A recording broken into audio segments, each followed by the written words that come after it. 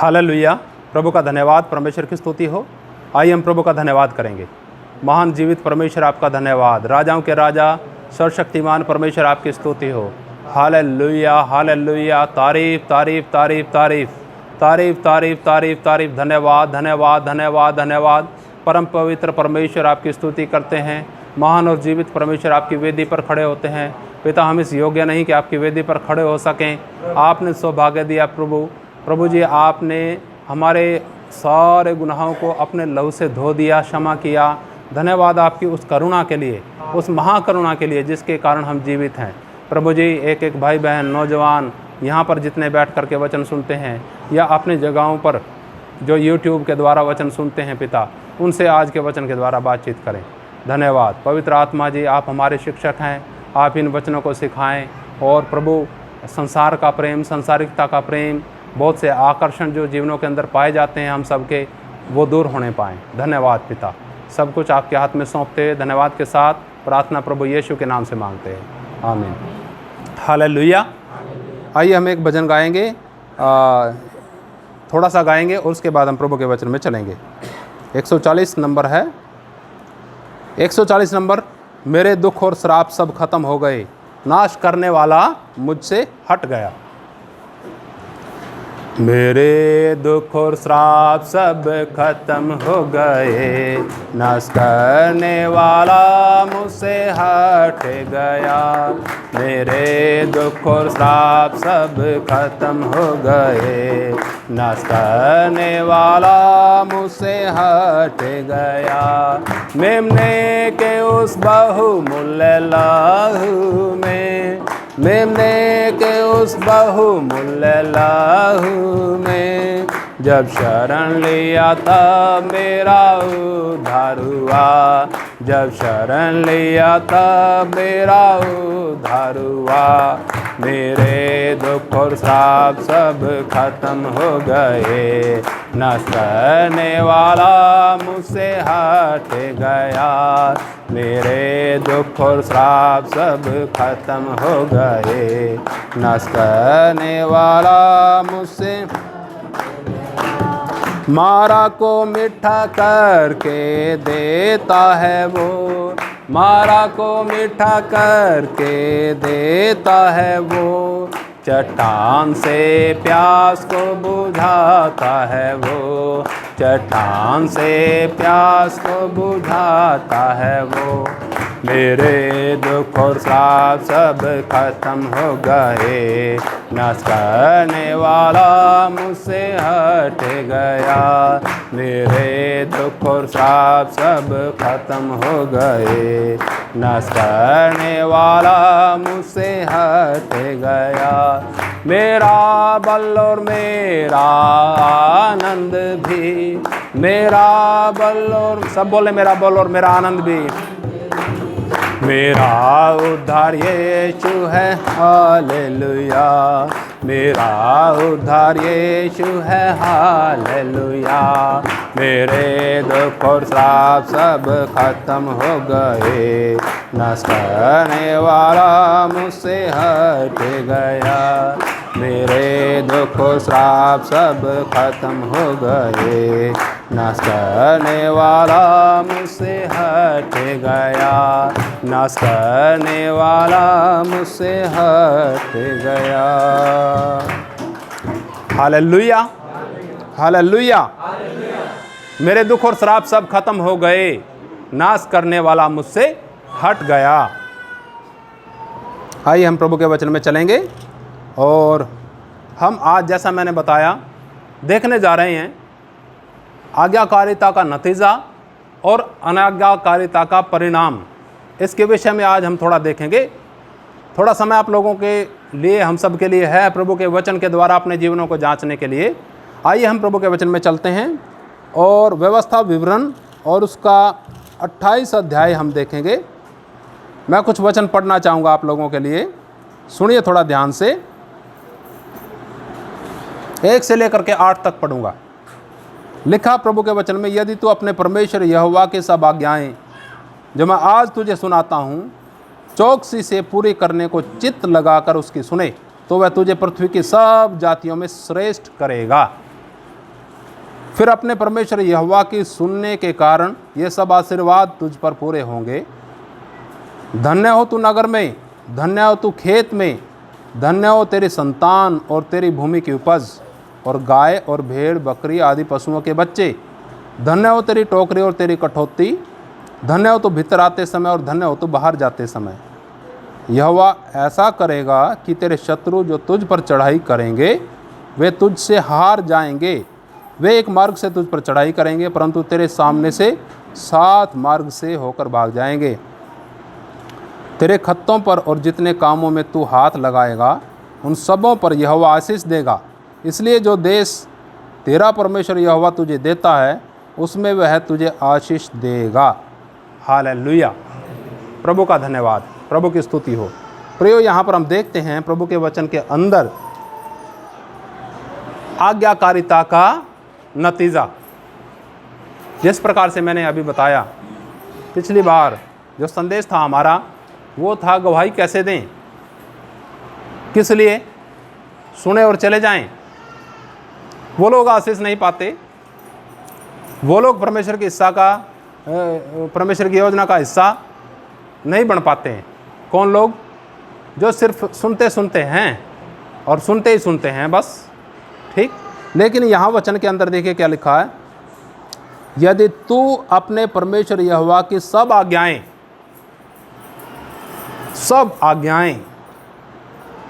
आगे लिखा, जो मैं आज तुझे सुनाता हूँ चौकसी से पूरी करने को। चौकसी से कैसे भला? चौकसी से, यानी आपका ध्यान है किधर? आपका ध्यान कहाँ है? परमेश्वर के वचन की तरफ है या इधर उधर है? थोड़ा इधर ध्यान करना आप। बेशक मैं यहाँ YouTube में संदेश जाएगा, कोई बात नहीं, जाएगा, वो सेकेंडरी है, वो सेकेंडरी है। प्राइमरी आप हैं, प्राथमिक आप हैं जो अभी बैठ करके सुन रहे हैं। वो वर्चुअल में आ जाएगा, ये फिजिकल में आ जाएगा। फिजिकल हम बैठे हैं यहाँ, लेकिन आपका ध्यान कहाँ होना है? ध्यान और कहीं लगा लो, सुनो यहाँ। संभव है क्या उसको अपने जीवन में स्वीकार करना? ये ध्यान लगाना क्या है? ध्यान लगा करके चौकसी क्या है? पहले कम से कम सुनो तो सही क्या बोला गया वचन में। तो वचन कहता है, यदि तू अपने परमेश्वर यहोवा की सब आज्ञाएं जो मैं आज तुझे सुनाता हूँ चौकसी से पूरी करने को, चौकसी से पूरी करने को चित्त लगाकर उसकी सुने तो वह तुझे पृथ्वी की सब जातियों में श्रेष्ठ करेगा। बेशक आज्ञाओं के ऊपर हम चर्चा कर सकते हैं कि कितनी आज्ञाएं हैं, वो विषय हमारा नहीं है इस समय। लेकिन जो आज्ञाएं परमेश्वर ने दी हैं उन आज्ञाओं को कैसे सुनना है? चौकसी से सुनना है, चित्त लगा करके सुनना है, पूरी करने के लिए सुनना है, तब होगा कार्य। तब लिखा, तब परमेश्वर तुझे क्या करेगा? वह तुझे पृथ्वी के सब जातियों में श्रेष्ठ करेगा। यहूदियों के विषय में जानते हैं, अमेरिका में सुना है हमने तो कि इन्हीं का होल्ड है, वहाँ की इकोनॉमी के ऊपर इन्हीं का होल्ड है, टेक्नोलॉजी के ऊपर इन्हीं का होल्ड है। किसका? यहूदियों का। क्योंकि वो जो उनका व्यवस्था मिली है ना, उसके पक्के हैं, पूरे पक्के। पूरे दुनिया के अंदर हम देखते हैं, पूरे दुनिया के अंदर जो पुरानी भाषाएं हैं ना, सब खत्म हो गई। हिंदुस्तान में भी तो थी ना, संस्कृत चलती है क्या? लेकिन ये जो पुरानी भाषा थी ना, इब्रानी, वो इब्रानी चलती है वहाँ। उसके अंदर, इस्राएल के अंदर इब्रानी भाषा ही चलती है वहाँ। हजारों साल पुरानी भाषा वही चलती है। ये अपने नियम के, व्यवस्था के पूरे पालन करने वाले लोग हैं, कट्टर लोग हैं पूरे। तो परमेश्वर ने जो व्यवस्था दी, परमेश्वर ने जो आज्ञाएं दी, वो हमारे भले के लिए दिए हैं, हमारे बुरे के लिए नहीं। इसलिए आप देखो, छोटा सा देश है वो इस्राएल, पूरी दुनिया के अंदर सबसे पावरफुल देश है वो, किसी से नहीं डरता वो। अच्छे से अच्छे टेक्नोलॉजी। क्यों टेक्नोलॉजी? क्यों आगे टेक्नोलॉजी इतनी अच्छी? दिमाग कहाँ से आया? परमेश्वर ने दिया। परमेश्वर किसको देता है? बुद्धि। जो परमेश्वर का भय रखते हैं। जो परमेश्वर का भय नहीं रखते, मन नहीं लगाते प्रभु के वचन पर, उनको बुद्धि आएगी? बुद्धि नहीं आने की उनको। बेअक्ली से चलेंगे और उसको ही कहेंगे बहुत बड़ी अकल है ये।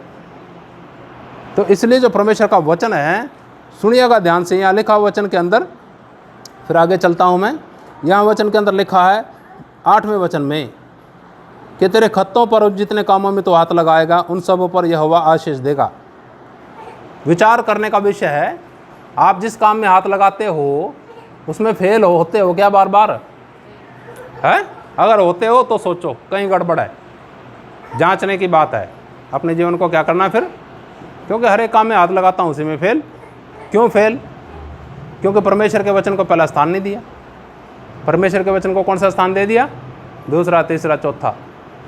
इसलिए कोई भी काम करेंगे अगर और परमेश्वर के वचन को पहला स्थान नहीं देंगे, चौकसी से उसके वचन को सुनेंगे नहीं, चित्त लगा करके सुनेंगे नहीं, पूरे करने के लिए चुनेंगे नहीं, तो क्या होगा फिर उसका नतीजा हमें भुगतना पड़ेगा। लेकिन अगर सुनते हैं तो लिखा वचन के अंदर, तेरे खत्तों पर और जितने कामों में तू हाथ लगाएगा उन सबों पर यहोवा आशीष देगा। इसलिए जो देश तेरा परमेश्वर यहोवा तुझे देता है उसमें वह तुझे आशीष देगा। प्रभु का धन्यवाद। ये आशीष वचन है उन लोगों के लिए जो लोग क्या करते हैं, परमेश्वर के वचन को सुनते हैं चित्त लगाकर और चलते हैं। लेकिन आगे जब हम पढ़ते हैं 15 वचन में, यहाँ लिखा, परंतु यदि तू अपने परमेश्वर यहोवा की बात ना सुने। इधर हैं कई लोग, इधर बोलते हैं ना खड़े होके, कई लोग तो बोलने वाले भी ऐसे ढिल्ले हैं कि बहुत ज़्यादा, वो आवाज़ पीछे जाती नहीं, ये बोलेंगे, फिर उनको माइक के लिए बोलेंगे, माइक भी ढंग से नहीं लिया जाता। ऐसी क्या लाचारी है, ऐसी क्या दुश्वारी है? ठीक, उठाया माइक, बढ़िया से बोलें, सुनाएं। आपकी बात किसी तक नहीं पहुंची तो आपका संपर्क, इंग्लिश में बोलते हैं कम्युनिकेशन, नहीं हुआ। वो जितना मर्जी अच्छा बोलो, लेकिन आपकी बात तो पहुंचना चाहिए। हमारी बात दूसरों तक पहुंचना चाहिए, बढ़िया पहुंचनी चाहिए, अच्छे तरीके से पहुंचनी चाहिए। एक इधर गवाही देते हैं, देखो इधर खड़े हो गए ना, गवाही देते हैं और उनके पैर कांप रहे होते हैं। कैसे? सुनने वाला पता क्या सोचेगा? पता क्या सोचेगा सुनने वाला? ऐसा सोचेगा सतपाल ने ना कुछ लालच दे के खड़े करे। कैसे खड़े? कुछ ना कुछ सतपाल ने, जब तो टांगे इनकी कांप रही हैं, क्योंकि सच्चाई तो है नहीं। सच्चाई हो तो क्या होगा? टांग कांपेगी। क्यों भैया, झूठ थोड़ी बोल रहे आप। सच्चाई है तो फिर उसके अंदर दिखता भी तो है। डरना क्या बात, किससे डरना? जब हम यही ढिल्ले हैं तो बाहर क्या होगा? ठीक, तो कहने का मेरा अर्थ यह है, जब हम प्रभु के वचन को सुनेंगे ध्यान से, वो वचन, और जब हम उसके ऊपर चलेंगे तो वो वचन हमें हिम्मत देगा, वो वचन हमें आशीष देगा, वो वचन हमें बुद्धि देगा, वो वचन हमें क्या करेगा? अगुवाई करेगा। ये वचन की बात है, ये सर्वशक्तिमान परमेश्वर का वचन है। लेकिन अगर नहीं तो यहाँ देखो क्या लिखा 15 वचन में, परंतु यदि तू अपने परमेश्वर यहोवा की बात ना सुने और उसकी सारी आज्ञाओं और विधियों के पालने में जो मैं आज तुझे सुनाता हूँ चौकसी नहीं करेगा, तो ये सब श्राप तुझ पर आ पड़ेंगे। कौन से श्राप? कौन से श्राप तुझ पर आ पड़ेंगे? यहाँ लिखा है, श्रापित हो तो भीतर आते समय, बाहर लिखा है भीतर आते समय, और श्रापित हो तो बाहर जाते समय। जिस भी काम में हाथ लगाएगा वहीं फेल होगा, भय रहेगा, ठीक है, मरी आएगी, क्षय रोग आएगा।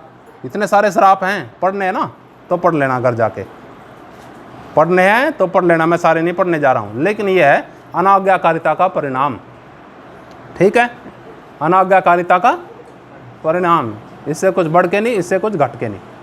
आज्ञाकारिता का नतीजा बहुत सुंदर सुहावना है, और अनाज्ञाकारिता का परिणाम बड़ा ही कठोर है। एक एक पढ़ लेना, आप हैरान हो जाओगे कि इतना खतरनाक श्राप लिखे हैं, इतना खतरनाक श्राप लिखे हैं इसमें, बहुत ज़्यादा। प्रभु का धन्यवाद, प्रभु की स्तुति हो। आइए हम एक और वचन देखते हैं, आप निकाल लीजिएगा। पहला यूहन्ना और उसका 2 अध्याय, उसका 3 से 6 तक।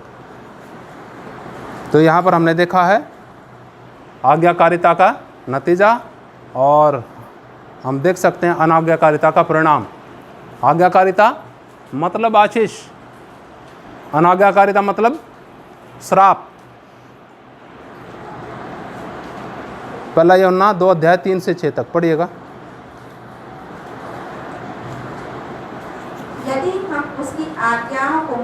लेंगे तो इससे हम जान लेंगे कि हम उसे जान गए हैं।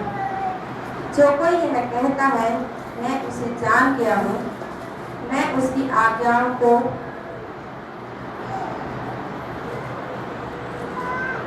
नहीं मानता और उसकी आज्ञाओं को नहीं मानता, वह झूठा है और उसमें सत्य नहीं। पर जो कोई उसके वचन पर चले उसमें सचमुच परमेश्वर का प्रेम सिद्ध हुआ है। इसी से हम जानते हैं कि हम उसमें हैं। जो कोई यह कहता है कि मैं उसमें बना रहता हूँ, उसे चाहिए कि आप भी वैसा ही चले जैसा वह चलता था। प्रभु का धन्यवाद। यहाँ 3 से लेकर के 6 तक पढ़ा है। यहाँ एक बार फिर दोबारा पढ़ना चाहूँगा आप लोगों के लिए, क्योंकि स्पष्ट तरीके से पढ़ा नहीं। जब हम पढ़ते हैं तो स्पष्ट तरीके से पढ़े तो अच्छा है। लिखा है 3रे वचन में, यदि हम उसकी आज्ञाओं को मानेंगे तो इससे हम जान लेंगे कि हम उसे जान गए हैं। समझ में आया? समझ में आई बात? वचन कहता है अगर हम उसकी आज्ञाओं को क्या करेंगे। अब सोचो कितने लोगों ने गवाही दी पिछली बार, ठीक है? समझ गए ना आप मेरा कहने का मतलब? कुछ भी है जो परमेश्वर का वचन हम सुनते हैं ना, वो आज्ञा पालन के लिए है। जैसे आज्ञा पालन करोगे वैसे ही आपकी जान पहचान परमेश्वर के साथ बढ़ेगी या घटेगी? है? और घटेगी कैसे? जब उसकी बात सुनो और जाओ, आपकी जान पहचान घट जाएगी उसके साथ। वो मुंह मोड़ के चला करेगा, वो कहेगा मैं जानता नहीं इन लोगों को, ठीक है? अगर जान पहचान बढ़ानी है तो क्या करना पड़ता है? मान लो किसी मंत्री से किसी ने जान पहचान बढ़ानी है, क्या करेगा वो? पूरा सिस्टम बना के कहाँ उसके रिश्तेदार हैं, कहाँ क्या है, कहाँ क्या, सब जगह घूम लेगा मंत्री के, और फिर जाके उसके साथ मुलाकात करेगा। वो सर्वशक्तिमान परमेश्वर है जिसके साथ जान पहचान बढ़ानी है। तो क्या करना हमें? कहीं घूमने की आवश्यकता नहीं, बस चित्त लगा के परमेश्वर का वचन सुने, पूरा करने के लिए उसको सुने, बस परमेश्वर के साथ आपकी जान पहचान बढ़ती जाएगी। तो वचन कहता है यदि हम उसकी आज्ञाओं को मानेंगे तो इससे हम जान लेंगे कि हम उसे जान गए हैं। जो कोई यह कहता है मैं उसे जान गया हूँ और उसकी आज्ञाओं को नहीं मानता, वह झूठा है और उसमें सत्य नहीं। जो कोई कहता है ना कि मैं उसे जान गया और उसकी आज्ञाओं को, उसकी एक आज्ञा तो ये भी है ना मत्ती 28:18 में कि देखो स्वर्ग और पृथ्वी का सारा अधिकार मुझे दिया गया, इसलिए क्या करो। यह आज्ञा है या सुझाव है? नवीन भाई, आज्ञा है सुझाव? आज्ञा। तो यहाँ वही लिखा ना, हमने पढ़ा ना आपने। जो लोग कहते हैं कि मैं उसे जान गया और उसकी आज्ञा नहीं मानते, तो उनमें वो झूठे हैं और सत्य नहीं। तो उस लेवल तक आना है जो प्रभु जी कहते हैं ना कि जाओ क्या करो, सारी जाति के लोगों को सुसमाचार सुनाओ। कितनी जाति के लोगों को सुसमाचार सुनाना? सारी जाति के लोगों को। हमारा जो प्रभु का सेवा का कार्य चल रहा है, कम से कम, सुनो ध्यान से आप, कम से कम 30 जातियों के अंदर, 30 जातियों के अंदर सेवा का कार्य चलता है। कोई इसका, कोई उसका, कोई ये, कोई वो, अलग अलग प्रभु में विश्वास करें, लेकिन कुछ लोगों के ऊपर हमारा विशेष ध्यान है। प्रभु का धन्यवाद। खैर वहाँ आज्ञा ये लिखी है, प्रभु जी ने बोला कि तुम जाकर के सारी जाति के लोगों को क्या करो, चेला बनाओ, उन्हें पिता पुत्र पवित्र आत्मा के नाम से क्या करो, बपतिस्मा दो। कभी बपतिस्मा देने की सोची? कभी आप लोगों ने सोची? ना, वो तो बस पास्टर ही करेगा इस दुनिया में, कौन करेगा? और जबकि प्रभु जी अपने चेलों के लिए बोल रहे बात, प्रभु जी अपने चेलों के लिए बोल रहे बात जिसमें हम सब शामिल हैं, हम तैयार हो रहे हैं चेलेपन की आज्ञा को पूरा करने के लिए। प्रभु जी कहते हैं जाकर के सारी जाति के लोगों को क्या करो, चेला बनाओ, उन्हें पिता पुत्र पवित्र आत्मा के नाम से बपतिस्मा दो, और जो मैंने तुम्हें आज्ञा दी है उन्हें क्या करो। आज्ञा है ना, मानना सिखाना।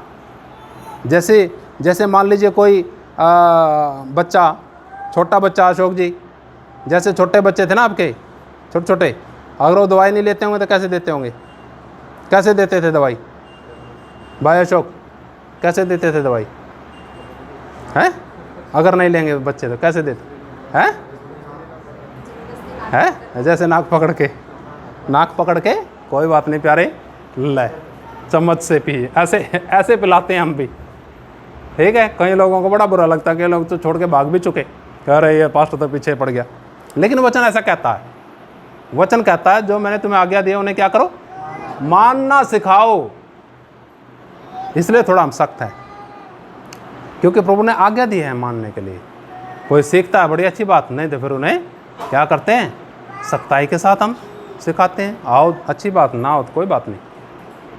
लेकिन परमेश्वर उन लोगों को ढूंढते हैं जो लोग परमेश्वर से प्रेम करते हैं, परमेश्वर उनकी सहायता करते हैं, परमेश्वर उनके बल हैं, परमेश्वर उनके साथ साथ रहते हैं, परमेश्वर अपनी योजना पूरी करने के लिए हर चीज़ को उनके लिए कुर्बान कर सकते हैं। हालेलुया, प्रभु का धन्यवाद। तो आगे वचन में देखिए क्या लिखा है। जो लिखा है, जो कोई यह कहता है कि मैं उसे जान गया हूँ और उसकी आज्ञाओं को नहीं मानता, वह झूठा है और उसमें सत्य नहीं। 5वें वचन में लिखा, पर जो कोई उसके वचन पर चले उसमें सचमुच परमेश्वर का प्रेम सिद्ध हुआ है। हालेलुया। कई लोग प्रेम करने की कोशिश करते रहते ना, कोशिश करते रहते हैं, फिर भी नहीं हो पाती बात। एक दूसरे से प्रेम है, फिर भी नफरत ही रहती है। लेकिन होगा कैसे? जब हम उसकी आज्ञाओं को पूरा करेंगे तब उसका प्रेम हम में क्या होगा? सिद्ध होगा। परमेश्वर का प्रेम हम में सिद्ध होगा। हम परमेश्वर की तरह सोचेंगे, परमेश्वर की तरह हमारा स्वभाव होगा, परमेश्वर की तरह हम, यीशु मसीह जी की तरह हम चलेंगे। कब? जब हम उसकी आज्ञा का पालन करेंगे। लिखा वचन में 5वें वचन में, पर जो कोई उसके वचन पर चले उसमें सचमुच परमेश्वर का प्रेम सिद्ध हुआ है। इसी से हम जानते हैं कि हम उसमें हैं। जो कोई यह कहता है कि मैं उसमें बना रहता हूँ, उसे चाहिए कि आप भी वैसा ही चले जैसा वह चलता था। हालेलुया।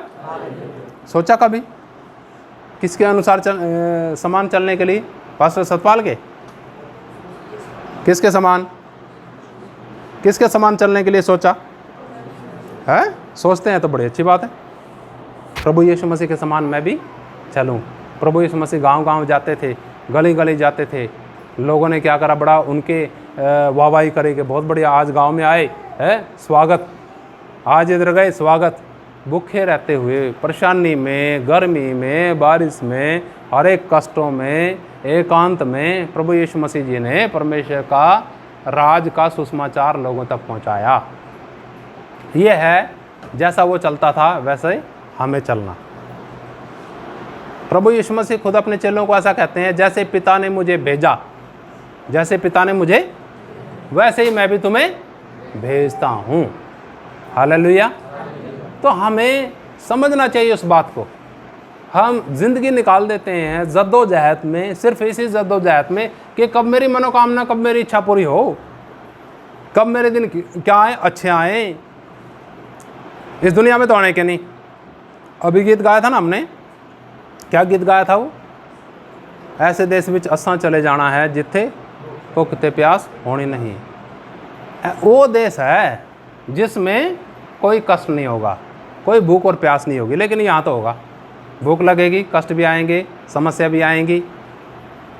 जो यहाँ रहने का हमारा उद्देश्य है वो है परमेश्वर की योजना हमारे जीवन से पूरा होना, परमेश्वर को हमारे जीवन से महिमा मिलना। ये है उद्देश्य। खाएं पिए मर जाएं, वही है उद्देश्य। दुनिया का उद्देश्य ये नहीं है। कलीसिया कहते किसे हैं? कलीसिया उसे कहते हैं जो लोग संसार से अलग किए हुए लोग हैं, किसी एक विशेष उद्देश्य को पूरा करने के लिए। इसको कहते हैं चर्च, इसको कहते हैं कलीसिया। लेकिन लोग समझते नहीं इस बात को, उसका असली मतलब ही नहीं पता लोगों को। प्रभु का धन्यवाद, परमेश्वर की स्तुति हो। परमेश्वर आप सबसे आज के वचन के द्वारा बातचीत करें। परमेश्वर हम सबको और हिम्मत दे, हम सब और गंभीर होने पाएँ परमेश्वर की आज्ञाओं के लिए। और हम जानते हैं परमेश्वर चाहते हैं हम सब, जो उसके बच्चे, उसके बेटे, उसके बेटियां हैं, आशीष पाएँ। उसके बच्चे उसकी इच्छा और उसकी योजना को पूरे करने के लिए तैयार हो सकें।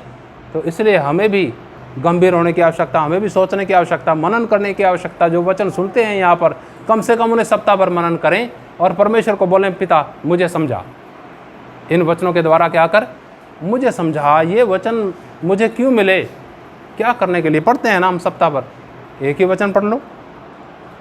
अभी तो कई सारे वचन हमने पढ़ लिए, पूरे सप्ताह के लिए पूरा भोजन है आपके लिए, ताकि उसके ऊपर मनन करें और परमेश्वर की इच्छा और योजना का हिस्सा बन सकें।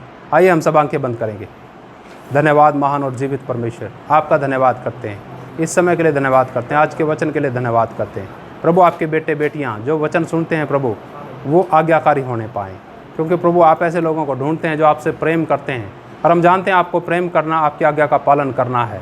प्यारे पिता, मन की आंखों को खोलें, समझ दें प्रभु। धन्यवाद, सब कुछ आपके हाथ में सौंपते हुए धन्यवाद के साथ प्रार्थना प्रभु यीशु के नाम से मांगते हैं, आमीन। हालेलुया। जय मसीह की। मारनाथा।